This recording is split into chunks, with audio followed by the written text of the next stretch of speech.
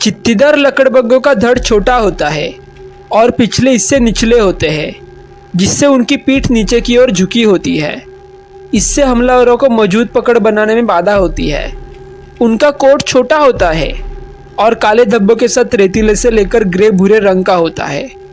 उनकी गर्दन और पीठ पर बाल थोड़े लंबे होते हैं और जब लकड़बग्गा उत्तेजित हो जाता है तो वे खड़े हो जाते हैं। चित्तीदार लकड़बग्गा 4 जीवित लकड़बग्गों की प्रजातियों में सबसे बड़ा नर है। नर और मादा धब्बेदार लकड़बग्गे एक जैसे दिखते हैं, लेकिन मादाएं नर से भी भारी होती है। मादाओं में बाहरी जननांग होते हैं जिन्हें लिंग के साथ भ्रमित किया जाता है। यह अनूठी विशेषता अस्तित्व और प्रभुत्व के मामले में लाभ प्रदान करने के लिए माना जाता है। धब्बेदार लकड़बग्गे उप सहारा अफ्रीका में घास के मैदानों, सेवाना, जंगल और उप रेगिस्तानों सहित कई प्रकार के आवासों में पाए जाते हैं, लेकिन मानव बस्तियों के पास भी पाए जाते हैं। वे पहाड़ी इलाकों में भी पाए गए हैं। ये सब तो उनका रहन सहन था, लेकिन उनका व्यवहार कैसा होता है, इसके बारे में भी जरा जान लेते हैं। चित्तीदार लकड़बग्गे ज्यादातर रात में ही सक्रिय होते हैं।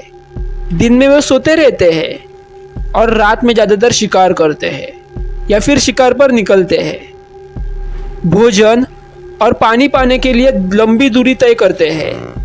वे बहुत ही माहिर शिकारी होते हैं और आसानी से वाइल्ड बीस्ट या मृग को मार सकते हैं, लेकिन वे मेला ढोने की अपनी क्षमता के कारण ज्यादा जाने जाते हैं। चित्तीदार लकड़बग्गे बहुत ही मुखर होते हैं, यानी कि ज्यादा ही बातिले होते हैं और एक दूसरे से संवाद करने के लिए कई तरह की आवाजें निकालते हैं। सबसे मशहूर है उनकी खनकती हुई हंसी, जिसे 3 मील दूर तक दूसरे झुंड के लकड़बग्गे सुन सकते हैं। चित्तीदार लकड़बग्गे भोजन करते समय या फिर एक दूसरे से अभिवादन करने, आक्रामकता दिखाने के लिए, कबीलों के बीच संवाद करने और खुद की पहचान करने के लिए आवाज निकालते हैं।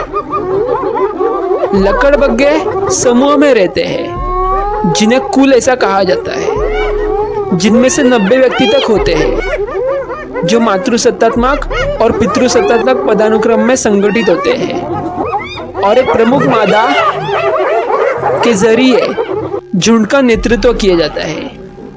वे एक सामुदायिक मांस अदा करते हैं और उनका निवास क्षेत्र 15 से 400 वर्ग मील तक हो सकता है। हालांकि सभी कुल एक विशिष्ट क्षेत्र की रक्षा नहीं करते।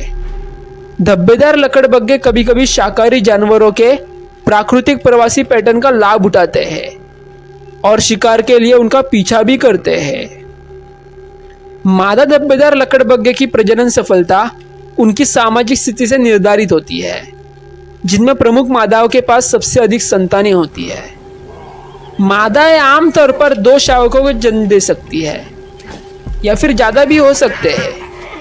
जब वे 2 से 6 सप्ताह के होते हैं तो माँ उन्हें अन्य मादाओं और उनके शावकों के साथ एक सामुदायिक मान में ले जाती है, जहाँ फिर वो रहते हैं।